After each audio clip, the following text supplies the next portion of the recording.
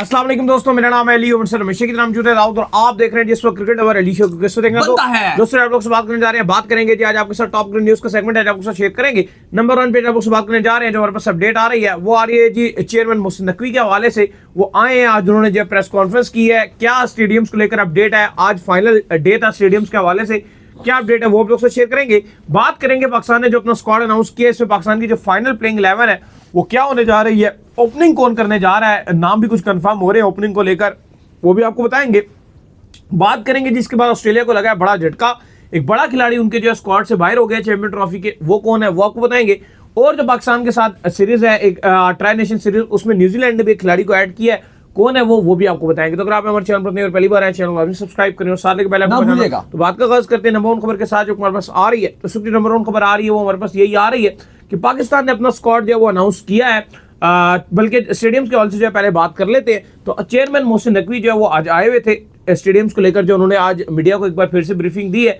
31 तारीख थी, लाहौर का जो कदाफी स्टेडियम है वहां मौजूद थे, और 31 की जो डेडलाइन है ये पाकिस्तान क्रिकेट बोर्ड की तरफ से प्रोवाइड की गई थी कि 31 तक जो हम इस काम को जो है कंप्लीट फिनिश करके आपको जो है ग्राउंड्स दे देंगे। तो क्या अपडेट आ रही है भजन? देखिए, आज बड़ी डिटेल प्रेस कॉन्फ्रेंस थी, कदाफी स्टेडियम लाहौर में ही थी। वहां पर आपके जो सारी सिलेक्शन कमेटी के मेंबरान थे वो भी मौजूद थे। ये आपके स्क्वाड होने से पहले, स्क्वाड अनाउंस होने से पहले ये प्रेस कॉन्फ्रेंस की गई थी। जो मेजर पॉइंट्स थे जल्दी जल्दी इसको 2 मिनट में फिनिश कर लेते हैं। पहले तो उन्होंने कहा कि जो हमने डेडलाइन दी थी वो हमने कंप्लीट कर लिया, और अब ये आपको कदाफी स्टेडियम का नया लुक जो है वो मिल गया है। अंदर का जितना तमाम का तमाम काम है वो आपके सामने है। बाहर का सवाल पूछा गया कि बाहर का काम अभी भी रहता है, तो उन्होंने कहा कि जिस स्पीड से यहां पर काम हुआ, आप देख लीजिए कि अगले 7 दिन में जो बाहर का काम है, क्योंकि रोड्स का काम रहता है, जो वीआईपी एंट्रीज है जहां पर टीम्स भी एंट्री करेंगी, वहां पर मलबा पड़ा हुआ है, प्लस वहां पर थोड़ी कंस्ट्रक्शन का काम है। तो उन्होंने कहा कि जिस स्पीड से अंदर काम हो, तो आप फिर खुद देख लीजिए कि अगले 6-7 दिन में जो बाहर का काम है वो भी कंप्लीट हो जाएगा। फिर हमने आपको 2 दिन पहले बताया था ओपनिंग सेरेमनी के हवाले से, उसको उन्होंने रिकैप किया, उसको उन्होंने दोबारा बताया कि जी लाहौर के कदाफी स्टेडियम में 7 तारीख को यहां पर एक जो सेरेमनी रखी जाएगी जहां पर इफ्तिताह करेंगे आपके प्राइम मिनिस्टर। फिर उन्होंने कहा कि जो कराची का स्टेडियम है नेशनल स्टेडियम, वहां पर जो प्रेसिडेंट साहब हैं वो आकर वहां पर इफ्तिताह करेंगे। और फिर इसी तरीके से 16 तारीख को एक तकरीब रखी गई है जिसको ओपनिंग सेरेमनी का तो नाम नहीं दिया गया, लेकिन आपको पता है कैप्टन फोटोशूट भी नहीं हो पाएगा क्योंकि टीम्स डिफरेंट जगहों पर होंगी। लेकिन उन्होंने कहा कि हमारी आईसीसी के साथ एक दिन में तकरीबन 50 बार हमारी उनसे बात होती है। मतलब ये 50 का मतलब ये कि हर टाइम वो हमारे साथ राब्ते में रहते हैं, तो जो भी चीज होती है वो हम मिलकर ही फैसला करते हैं। फिर उन्होंने कहा कि लोग काफी पासिस का भी कह रहे होते हैं, तो उन्होंने कहा जी कि इस बार हमने पासिस आईसीसी से, क्योंकि आईसीसी का इवेंट है तो हमने नहीं लिए, बदले में हम उनसे पैसे ले रहे हैं, ये भी उन्होंने कह दिया। इवन आपको पता ही है कि लोग हमें भी बड़ा पासिस का कह रहे होते हैं, तो जब चेयरमैन मोहसिन नकवी कह रहे हैं कि भाई पासिस इस वक्त इस बार हमने नहीं लिए, तो भाई हमारी तरफ से भी सबको माजरत है, पासेस नहीं है हमारे पास। हाँ बिल्कुल, और जब अगर हमारे पास जब भी आए हैं पास या लास्ट मोमेंट पर आते हैं तो हम फ्री में आप लोगों को दे देते हैं। लास्ट T20 वर्ल्ड कप में भी, 2023 वर्ल्ड कप में भी जो भी हमारे पास आए तो हमने आपको फौरन से दे दिए थे। अब अली साहब एक और जो उन्होंने बात किया वो उन्होंने कहा कि इंक्लोयर के ऊपर बड़ी बात हो रही थी कि नाम चेंज कर दिया जाएगा, जो इमरान खान इंक्लोयर था, तो उसके हवाले से भी पूछा गया कि काफी चल रहा था कि जी इंक्लोयर का नाम चेंज करके कुछ और रख दिया जाएगा, तो वो भी उन्होंने कहा कि ऐसा कुछ नहीं है, जो इमरान खान का नाम पे इंक्लोयर था वो वही रहेगा, कोई भी चेंज नहीं होगा। अलबत्ता जो कदाफी स्टेडियम लाहौर का नाम है ये जरूर चेंज किया जाएगा। ये रमीज राजा के दौर में आपको पता शुरू हुआ था कि किसी भी बड़े ब्रांड को स्टेडियम का जो नाम है वो बेच दिया जाएगा। तो उन्होंने कहा जी कि चैंपियंस ट्रॉफी के बाद हम इसका बाकायदा तौर पर टेंडर निकालेंगे और फिर इसको जो है वो इसका नाम चेंज करेंगे, बाकी भी स्टेडियम्स का निकालेंगे। अलबत्ता रावलपिंडी स्टेडियम के हवाले से उन्होंने कहा कि मेरी दिल से बड़ी ख्वाहिश थी कि स्टेडियम को मैं बिल्कुल चेंज करूं, लेकिन कुछ स्ट्रक्चरल ऐसी प्रॉब्लम थी जिसकी वजह से ये पॉसिबल नहीं था। उन्होंने पिंडी इस्लामाबाद की ये भी बात की कि यहाँ पर एक नया स्टेडियम भी जो है तामीर होगा, और उसके लिए कह रहे हैं हमने जगह भी देख लिया। और ये आपको पता है कि बड़ा पुराना प्रोजेक्ट है, और कहा जा रहा था कि इस्लामाबाद में कहीं जो है स्टेडियम बनाया जाएगा। सीडीए से बात कर ली गई है, रमीज राजा के टाइम की भी ये बात है, उससे बात हो गई है, इससे बात हो गई है, काम शुरू करेंगे, ये करेंगे, वो करेंगे, लेकिन बातें हुई, फिर जो है वो काम तो नहीं हुआ। लेकिन उम्मीद करते हैं अगर आप जो आपके चेयरमैन मोहसिन नकवी अगर ये इतने एक्टिव है कि ये एक्शन लेते हैं स्टेडियम के ऊपर और ये बनाना शुरू कर देते हैं, तो फिर हो सकता है मुझे बन जाए। क्योंकि अभी जो करंटली स्टेडियम मौजूद है आप सबको ही पता है, ठीक है, स्टेडियम का व्यू है, बहुत सी चीजें अच्छी है, लेकिन इस्लामाबाद में बहुत बड़ी स्पेस हमारे पास अवेलेबल है कि जहां स्टेडियम बनना चाहिए एक्चुअल में। बिल्कुल, पिंडी पूरा बंद हो जाता है जब भी मैच होता है। तो इसके बाद जो उनसे पूछा गया कि जो खर्चा था 1300 करोड़ का, क्या इसके ऊपर लगा है और क्या आपने हुकूमत से भी इससे हेल्प ली है, तो उन्होंने कहा नहीं भाई, पीसीबी 1 रुपया भी हुकूमत से नहीं लेता। बेशक वो हुकूमत में भी हैं, वजीर दाखिला भी हैं और चेयरमैन भी है पीसीबी के। उन्होंने कहा कि सिर्फ और सिर्फ पीसीबी का जो पैसा था वही खर्च हुआ है और अभी इसी बजट के अंदर ही हमने काम किया है। तो बाकी भी उन्होंने कहा कि जी चैंपियंस ट्रॉफी के बाद भी कदाफी स्टेडियम लाहौर में काम होगा, पिंडी में भी हम और काम करेंगे, लेकिन चैंपियंस ट्रॉफी के बाद।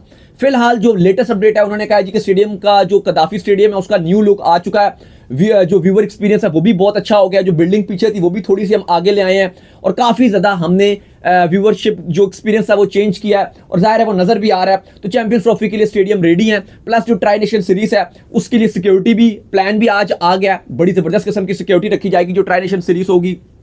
साथ साथ जो अब चैंपियंस ट्रॉफी, अब उन्होंने कहा जी कि स्टेडियम का काम हमारा लगभग कंप्लीट है, अब जो हमारी सारी तवज्जो होगी वो बाकी मामलात में होंगी, जैसे कि होटल्स मैनेजमेंट हो गई या सिक्योरिटी हो गई या इसको और चाम कैसे लगाना है। जैसे कुछ खबरें ये भी आ रही हैं कि कदाफी स्टेडियम लाहौर के बाहर एक बहुत बड़ा भागता हुआ आप कह लो कि बंदा जिसे करैक्टर आप कहते हैं तकरीबन 25 फीट का वो लंबा होगा, वो लगाया जाएगा। लगा भी दिया है लेकिन अभी इसमें थोड़ा बहुत काम जारी है, तो बड़ा पुतला लगा दिया, वो बड़ा खूबसूरत लुक देगा, तो वो भी एक बड़ी एक मजेदार चीज है। इस तरह की अब जैसे अब चल रहा है जी कि हर स्टेडियम, स्पेशली लाहौर वाले स्टेडियम में हर मैच के बीच में लाइट शो रखा जाएगा, हर मैच का जब मिड शो होगा, मिड ब्रेक होगी, तो इस तरह की डिफरेंट एक्टिविटीज जो है अब वो रखी जाएंगी कि किस तरह से क्राउड को और जो टीवी पर मैच देखेंगे उनको एक्स्ट्रा एक्सपीरियंस एंटरटेन कैसे किया जाए। बिल्कुल।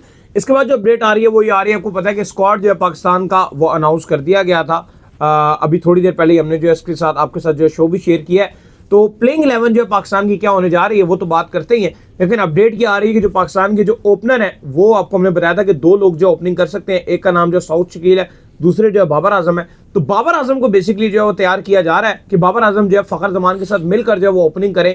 पहले तो यही बात थी कि यार बाबर आजम जो है वो 1 डाउन पर ही खेले, टीम मैनेजमेंट भी ये चाह रही है, सिलेक्शन कमेटी भी ये चाह रही है, लेकिन अब जो अपडेट आ रही है उसके मुताबिक यही आ रही है कि बाबर आजम को एज अ ओपनर तैयार किया जा रहा है और ये अब से नहीं किया जा रहा, जब से साइम अयूब जो है वो इंजरी का शिकार हुए हैं तब से ही जो पाकिस्तान क्रिकेट बोर्ड में जो सिलेक्टर्स और जो कोचेज हैं उन्होंने बाबर आजम को ओपनिंग के तौर पर जो बाबर आजम का माइंड बनाना शुरू कर दिया। लेकिन जब कहा गया जो आज की जो लेटेस्ट अपडेट्स है वो यही है कि फखर जमान सिर्फ एक ओपनर और साथ कोई भी ओपनर नहीं है।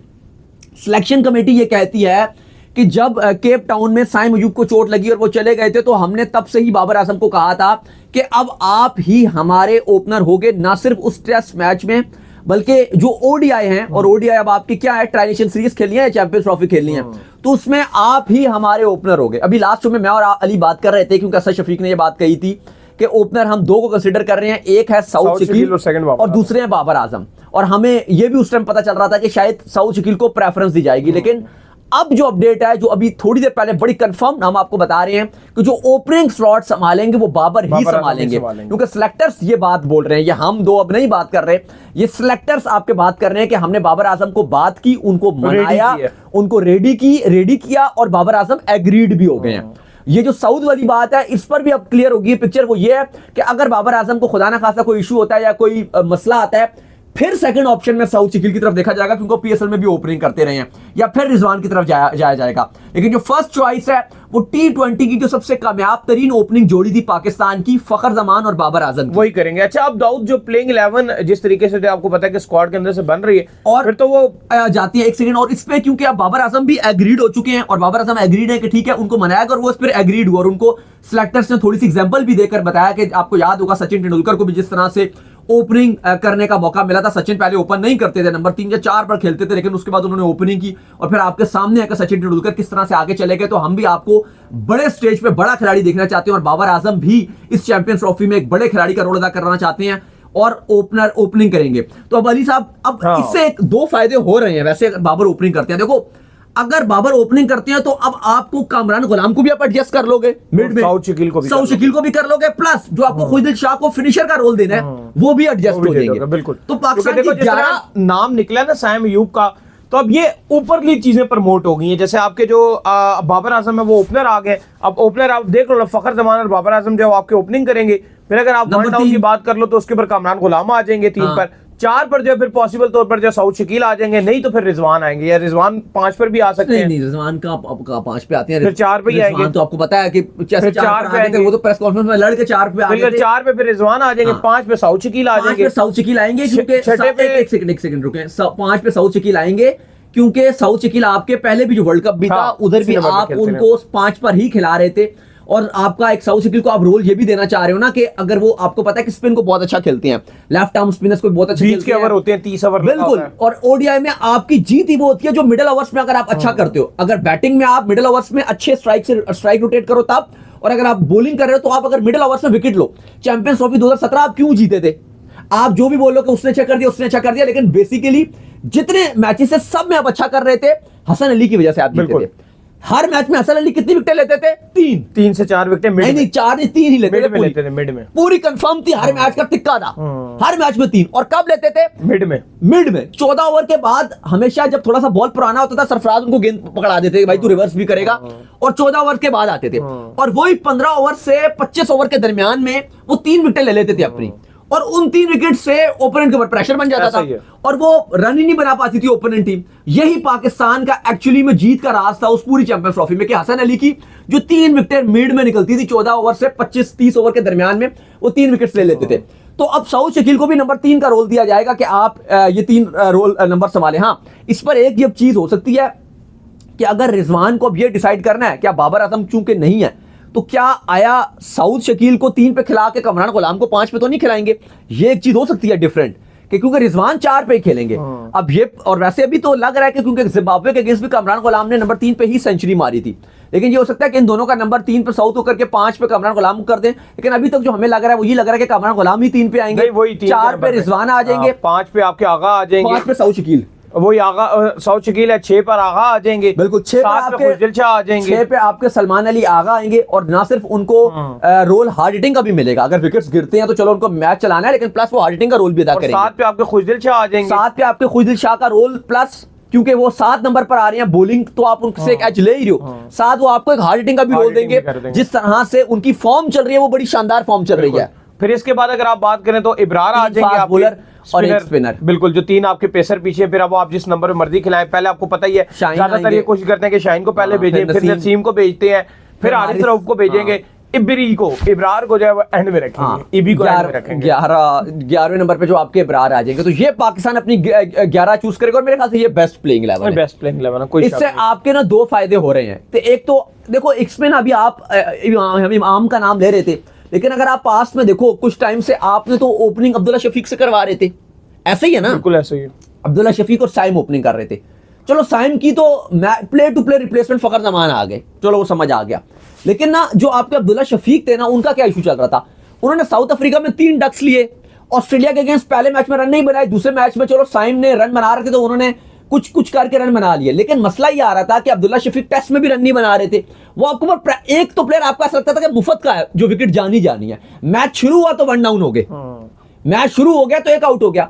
तो अब समझ लो कि आप अगर 1 आउट आप ये समझ रहे हो कि चलो वो ओपनर चला गया तो बाबर आजम ऊपर आ गए, और अब आपकी बैटिंग काफी लंबी हो गई है। बाबर आजम भी है, कमरान गुलाम भी है, साउथ शकील भी है, रिजवान भी है, सलमान अली आगा भी है, खुजदिल शाह भी है।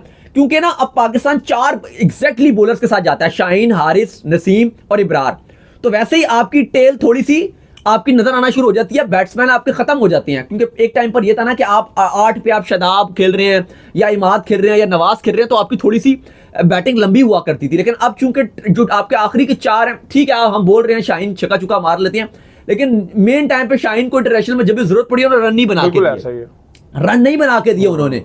ना हारिस रऊफ कुछ करते हैं, ना आपके इब्रार करते हैं। नसीम शाह चलो अफगानिस्तान के अगेंस्ट उन्होंने रन बना दिए, लेकिन वैसे नसीम की भी कोई as such highlighted with the bad performances नहीं है। ठीक है, अफगानिस्तान के अगेंस्ट उन्होंने जरूर आपको मैच जितवाए हुए हैं, वो भी एंड में 2-4 चौके मार के।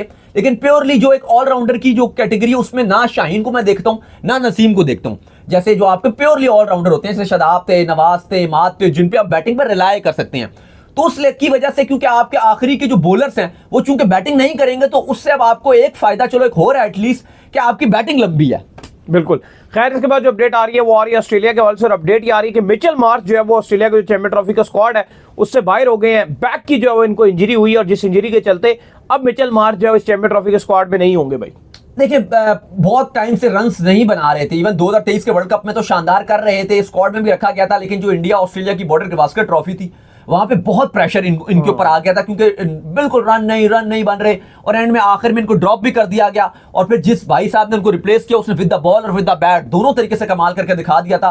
तो टेस्ट में तो वैसे भी इनकी जगह नहीं बन रही थी, लेकिन ओडीआई पता है आपको, वाइट बॉल में फिर भी हमें पता था कि ये कर सकते हैं, नंबर 3 पर आकर एक अहम रोल अदा कर सकते हैं, हार्ड हिटिंग कर सकते हैं। लेकिन फिलहाल अब अपडेट ये है कि वो चैंपियंस ट्रॉफी से बाहर हो गए हैं। प्लस न्यूजीलैंड के बारे से खबरें आ रही हैं कि न्यूजीलैंड ने अब ट्राई नेशन सीरीज के लिए एक खिलाड़ी और स्क्वाड में ऐड कर दिया, जैकब डफी, जो अब पाकिस्तान और साउथ अफ्रीका के अगेंस्ट जो उनके मैचेस हैं वो ट्राई नेशन सीरीज में खेलेंगे, और पॉसिबल है कि चैंपियंस ट्रॉफी के लिए इनके रिजर्व में रहेंगे।